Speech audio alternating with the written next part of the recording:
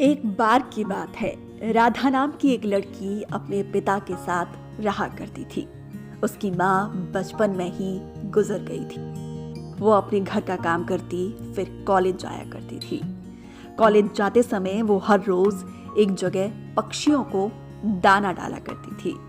उसके घर में भी 2 पक्षी रहा करते थे जिनको वो हर रोज दाना डालती थी।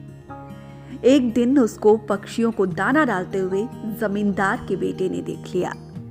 उसने अपने पिता से जाकर राधा से शादी की इच्छा जताई।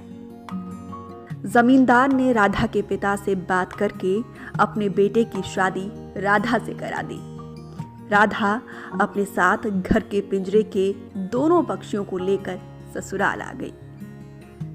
वो उन पक्षियों को रोजाना दाना डाला करती थी। राधा की सास को ये बिल्कुल भी पसंद नहीं था। वो उन पक्षियों को परेशान किया करती थी।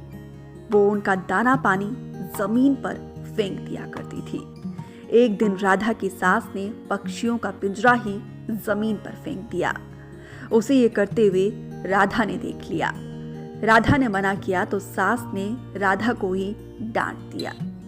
इन सब बातों से राधा परेशान रहने लगी।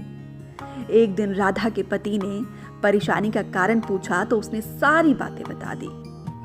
उसके पति ने राधा को पक्षियों की भलाई के लिए उनको पार्क में छोड़ने की सलाह दी।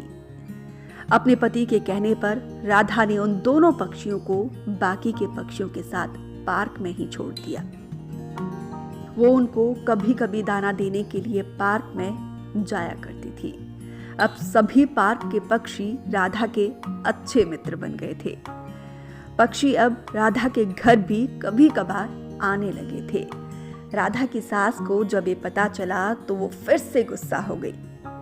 वो राधा को उसके मायके छोड़ने के लिए उसको साथ लेकर गई। लेकिन रास्ते में कुछ चोरों ने राधा की सास के गहने चुराने की कोशिश की।